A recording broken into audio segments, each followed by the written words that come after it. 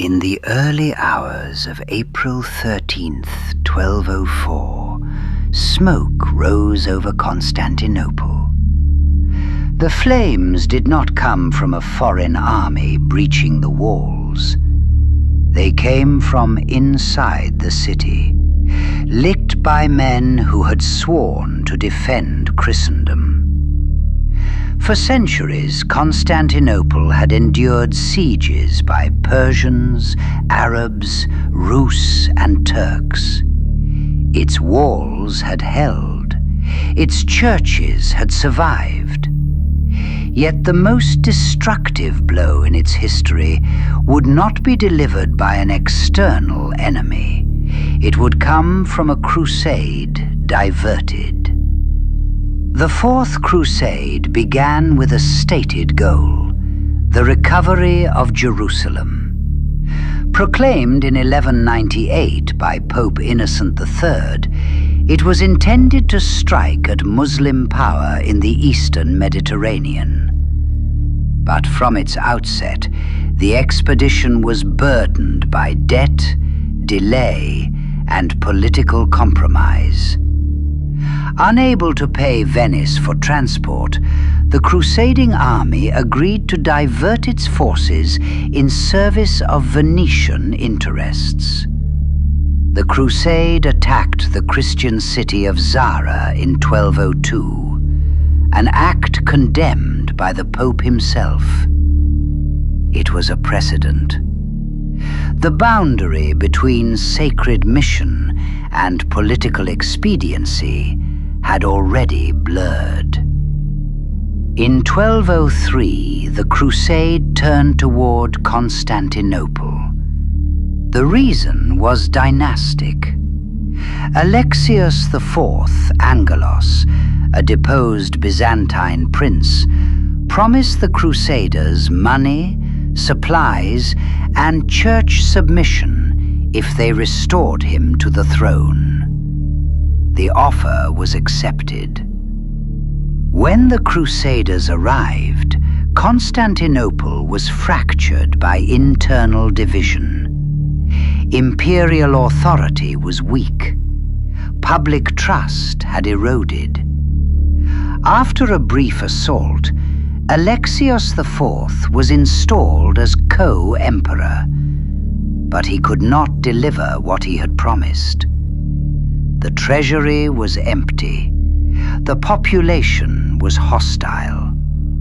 Tensions between Latin soldiers and Greek civilians escalated into violence. In January 1204, Alexius IV was overthrown and killed.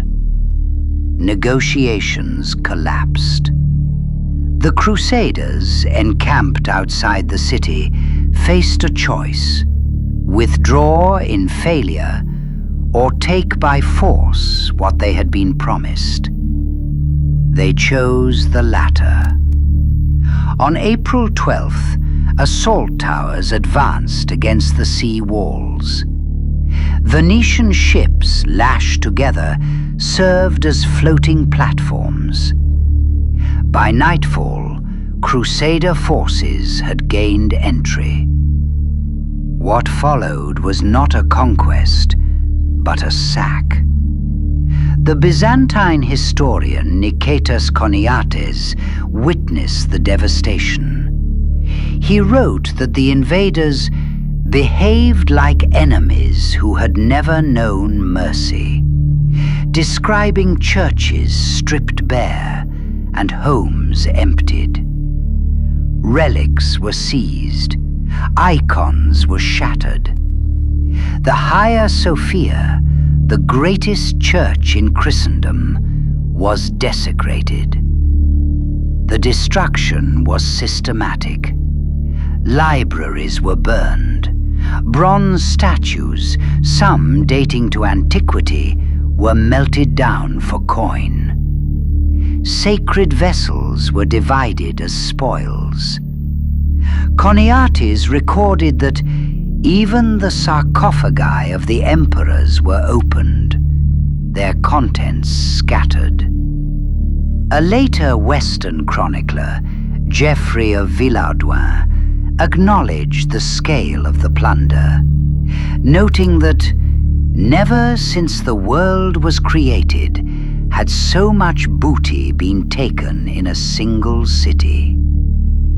The sack lasted 3 days. Fires consumed entire districts. Civilians were displaced or killed.